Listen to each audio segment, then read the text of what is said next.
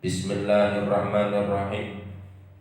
Allahumma anfa'na bima 'allamtana wa 'allimna ma yanfa'una warzuqna ilman yanfa'una wa zidna ilma.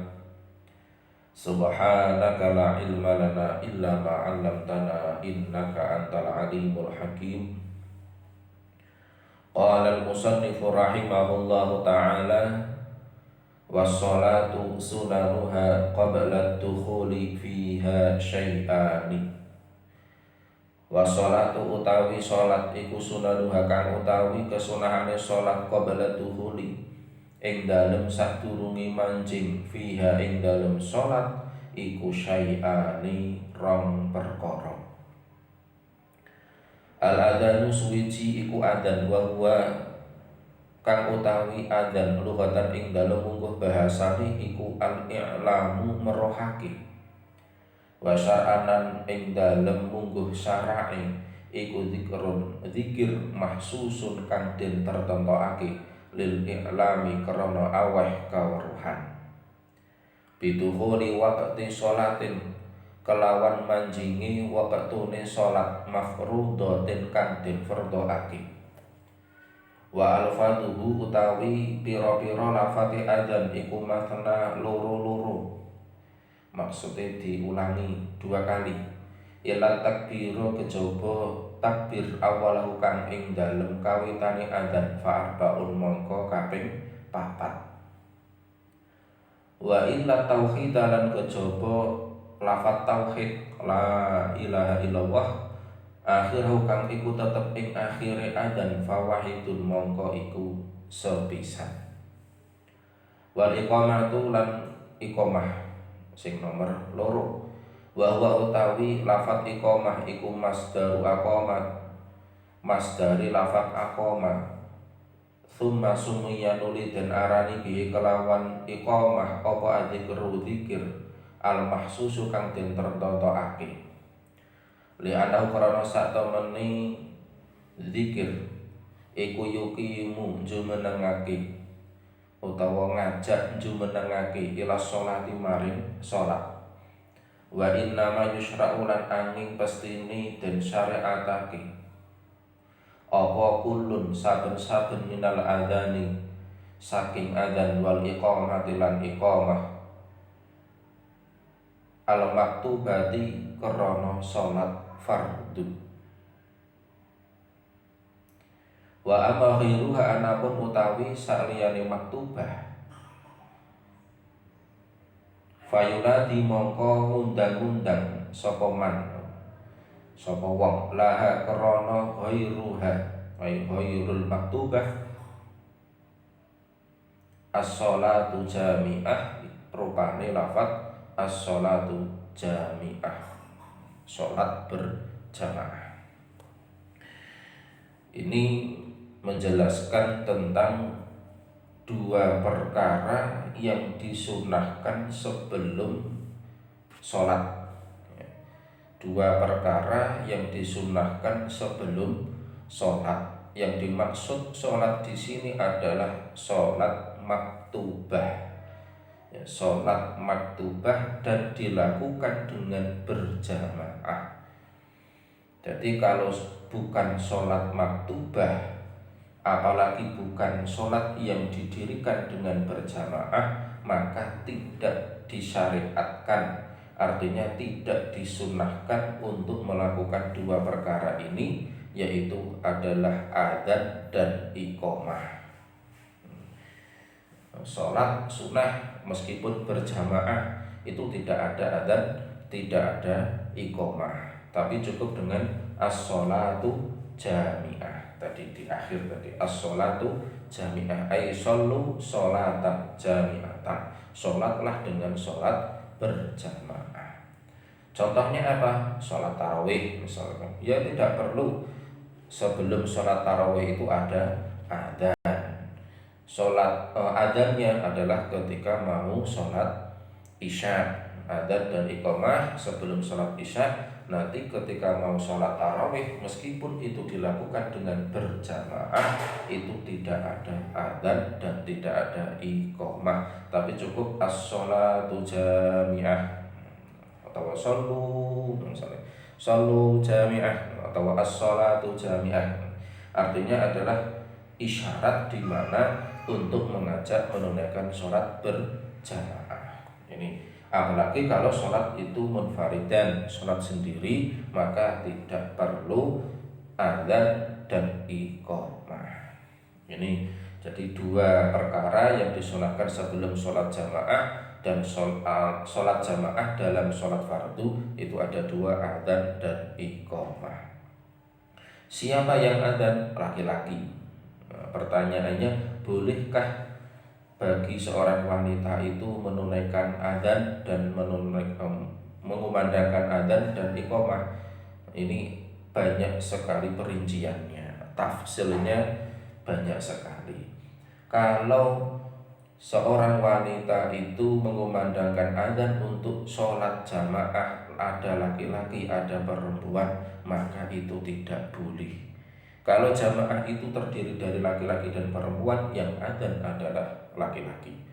Tapi kalau yang jamaah itu khusus perempuan, maksudnya misalkan dalam sebuah perkampungan itu ada jamaah jamaah perempuan saja yang memang setiap kali sholat itu hanya dihadiri oleh wanita-wanita saja, maka di situ boleh ada adzan, ada iqamah. Meskipun pendapat yang paling masyhur di dalam kalangan madhab Syafi'iyah itu cukup dengan iqamah saja, artinya tidak ada adzan. Akan tetapi apabila tetap mengumandangkan adzan dan iqamah itu tidak mengapa selagi tidak ada kekhawatiran munculnya fitnah. Tapi kalau yang sunnah apabila hanya perempuan saja jamaahnya, maka cukup dengan iqamah tanpa ada adzan. Akan tetapi apabila bagaimana keduanya dilakukan, boleh-boleh saja. Tapi tadi catatannya apabila jamaahnya adalah semuanya perempuan. Tapi kalau ada jamaah laki-laki dan perempuan, maka yang mengumandangkan adzan dan iqamah adalah yang laki-laki. Ini lah, adzan itu apa? Tadi di matanya sudah kita sebutkan, secara bahasa adalah berarti memberitahu, iklam, memberitahu. Sedangkan menurut syariat atau pengertian istilah adalah zikiran tertentu guna memberitahu masuknya waktu sholat fardu. Dzikrun mahsusun lil i'lami bidukhuli waqti sholatin mafrudatin. Zikir tertentu guna memberitahu masuknya waktu sholat fardu. Ini adalah takrif atau pengertian yang disampaikan atau dituangkan oleh musannif di dalam kitab ini. Apakah takrif ini benar? Ya sudah benar. Dengan asumsi bahwa sholat jamaah itu idealnya, sholat jamaah itu idealnya atau fadilahnya ditunaikan di awal waktu, sehingga ketika waktu sholat itu masuk langsung dikumandangkanlah adzan sebagai alat atau sebagai sarana pertanda masuknya waktu ditunaikannya sholat fardu dengan berjamaah. Ini kepastian hukumnya seperti itu. Meskipun dalam realita itu tidak seperti itu, apalagi kalau di Indonesia, apalagi di perkampungan-perkampungan, realitanya tidak seperti itu. Maka sebagian ulama itu mengatakan bahwa sholat itu bukan sebagai pertanda masuknya waktu sholat fardu, tapi sholat itu adalah dikembalikan kepada fungsi aslinya. Apa fungsi asli sholat itu? Fungsi asli adzan dan iqamah itu, fungsi aslinya adalah panggilan untuk mengajak sholat berjamaah, bukan pertanda masuknya waktu sholat fardu berjamaah, tapi sebagai panggilan untuk menunaikan sholat secara berjamaah. Ini kalau kita pada aslinya, ya kan? Kita bisa merujuk pada Al-Jumu'ah ayat 9 misalkan, ya ayyuhalladzina amanu idza nudiya lis-shalah. di situ mi yaumil jum'ah, tapi kita penekannya idza nudiya lis shalah. Wahai orang-orang yang beriman, apabila dikumandangkan atau dipanggilkannya panggilan untuk menunaikan sholat, maksudnya adalah adzan. Lah adzan di situ panggilan sholat, bukan pertanda sebagai masuknya waktu sholat. Ini yang perlu kita ketahui. Terlebih apabila kita merujuk pada sejarah, di mana sejarah adzan, ya, sejarah syariat adzan itu, syariat adzan itu disyariatkan pada tahun kedua Hijriyah. Sholat berjamaah padahal sudah ada sejak sebelum Nabi hijrah dari Makkah ke Madinah, kurang lebih 2 tahun sebelum hijrah. Tapi syariat adzan itu 2 tahun setelah hijrah. Secara hitungan kasar berarti ada 4 tahun itu belum ada adzan. Ya, Nabi sholat berjamaah selama 4 tahun dalam kalender Hijriyah itu tidak ada adzan dan iqamah. Ya, panggilannya bagaimana? As-sholatu jami'ah itu di awal syariat sejarah adzan itu seperti itu, sebagaimana yang dilakukan oleh sahabat Umar ibnu Khattab. Jadi sebelum ada adzan dan iqamah itu, Umar ibnu Khattab cukup dengan mengucapkan atau mengumandangkan lafaz as-sholatu jami'ah untuk panggilan sholat jamaah. Nah, di suatu ketika diceritakan Nabi itu mengumpulkan para sahabatnya untuk bermusyawarah bagaimana cara atau lafaz yang ideal untuk panggilan sholat jamaah itu seperti apa, dan itu hadisnya sangat panjang sekali. Ada yang mengusulkan, wahai Rasulullah, bagaimana kalau kita menggunakan lonceng? Kata Nabi, jangan, itu nanti seperti orang-orang Nasrani. Wahai Rasulullah, bagaimana kalau kita menggunakan bendera? Jangan. Bagaimana Nabi kalau kita menggunakan api, maksudnya menyalakan api? Nabi mengatakan jangan, nanti menyerupai orang Majusi, dan seterusnya gitu. Maka kemudian sampai Abdullah bin Zaid ini dalam sebuah mimpi bertemu dengan malaikat Jibril, kemudian diajarkanlah tentang lafaz-lafaz adzan tadi yang masna illa takbir awalau fa arba'un wa illa tauhidah akhirahu fa wahidun. Jadi dua-dua kecuali takbir itu 4 kali dan la ilaha illallah di akhir itu adalah sekali. Itu diajarkan oleh Jibril. Allahu akbar 2, Allahu akbar berarti 4. Takbirnya 4, bukan 2. Tapi setelahnya 2. Asyhadu an la ilaha illallah, asyhadu an la ilaha illallah berarti 2. Asyhadu anna Muhammadar Rasulullah juga 2. Terus hayya 'alas shalah 2, hayya 'alal falah juga 2. Ketika di dalam subuh tambahi as-sholatu khairum minan naum juga 2. Kemudian terakhir tauhidnya la ilaha illallah cukup sekali. Ini lafaz adzan. Dan itu diajarkan oleh Jibril dalam mimpi kepada Abdullah bin Zaid. Maka kemudian Abdullah bin Zaid ini bertemu atau mengadukan perkara mimpinya kepada Nabi. Maka kemudian Nabi mengiyakan, setuju, karena ini sebuah ilham, setuju. Maka kemudian Abdullah bin Zaid ini diminta oleh Nabi untuk mengajarkan lafaz-lafaz adzan itu kepada sahabat Bilal bin Rabah.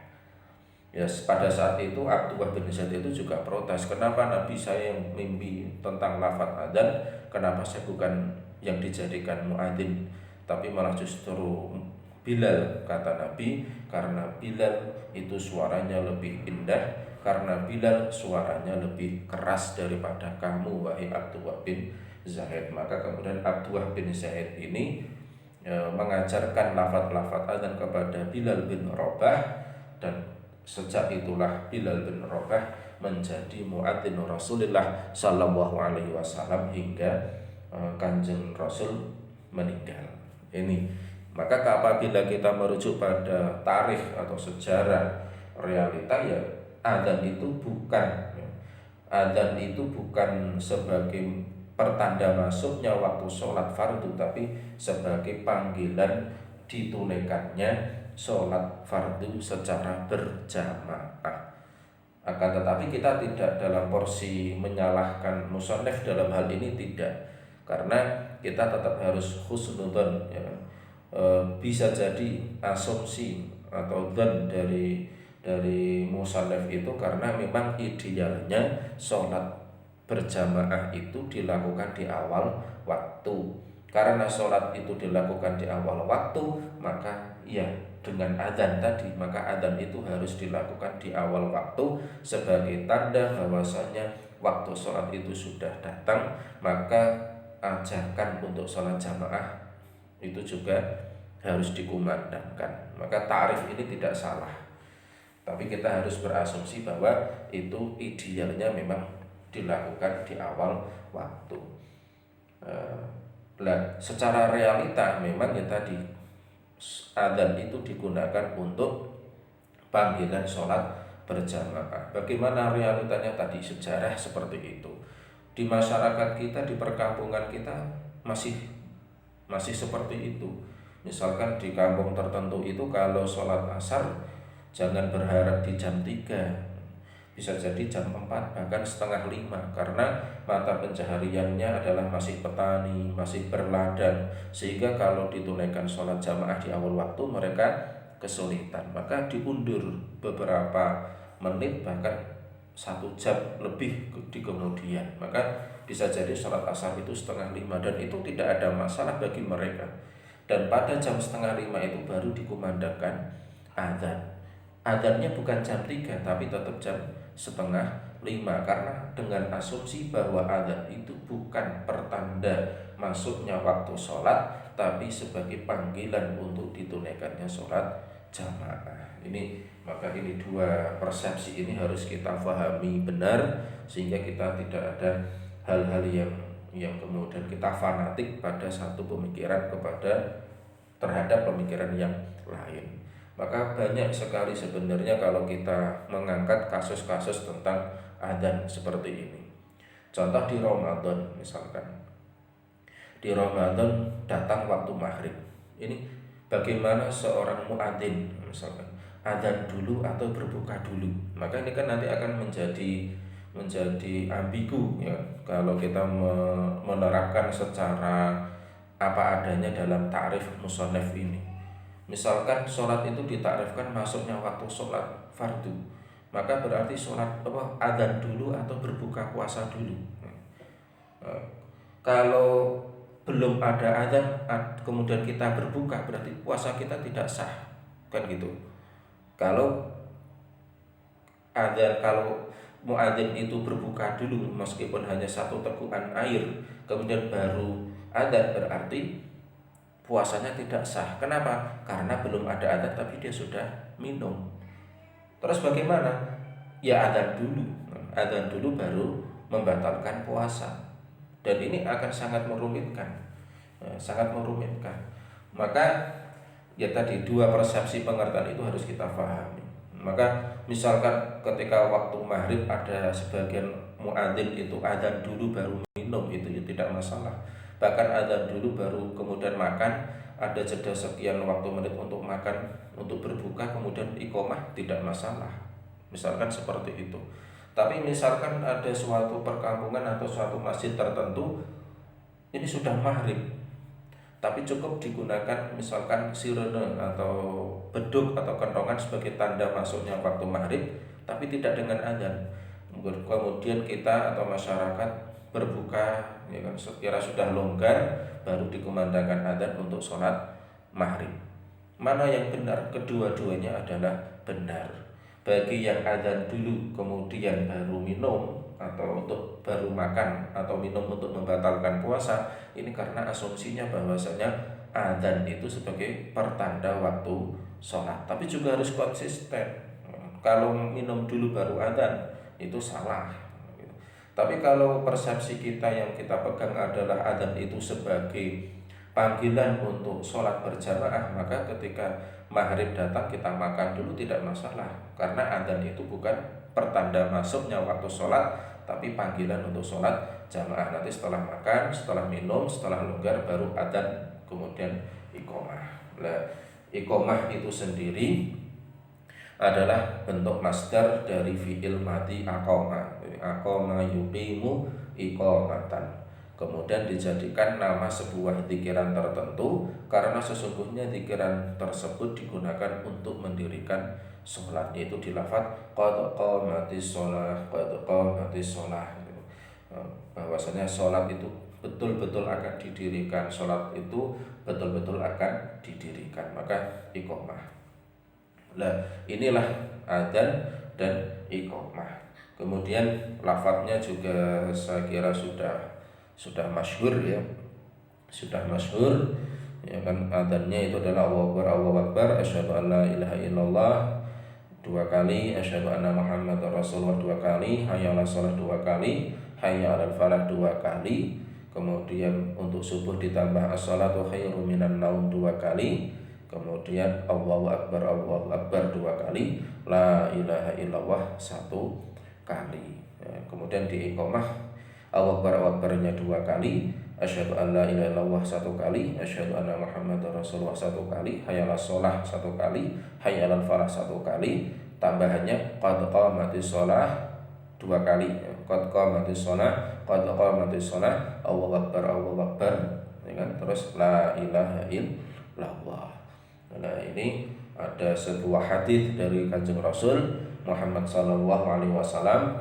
Beliau bersabda, la yuraddu ad-du'a bainal adzani wal iqamah. Tidak ditolak sebuah adzan, ya, doa itu tidak akan tertolak apabila doa itu dilantunkan atau dibaca bainal adzan wal iqamah, antara adzan dan iqamah. Maka antara adzan iqamah itu merupakan waktu yang sangat mustajab, ya, waktu mustajab untuk kita kumandangkan atau kita ucapkan atau kita panjatkan doa-doa kepada Allah Subhanahu wa taala.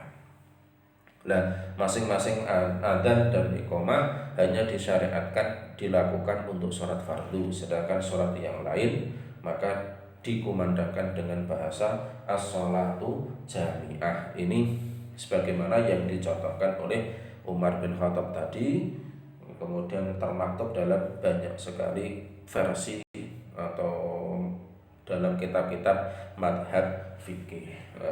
Apabila kita menggunakan bahasa lain, yaitu itu sak monggo, sekiranya memang itu disepakati sebagai pertanda untuk sholat jamaah, ya, sholat sunnah yang dilakukan dengan jamaah.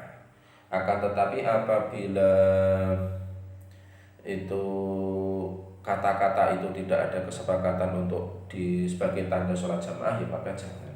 Maka yang paling aman itu ya as-sholatu jami'ah, karena ini kita mengamalkan sunnah yang diajarkan oleh Sayyidina Umar ibnu Khattab radhiyallahu anhu. Ini tentang adzan dan iqamah.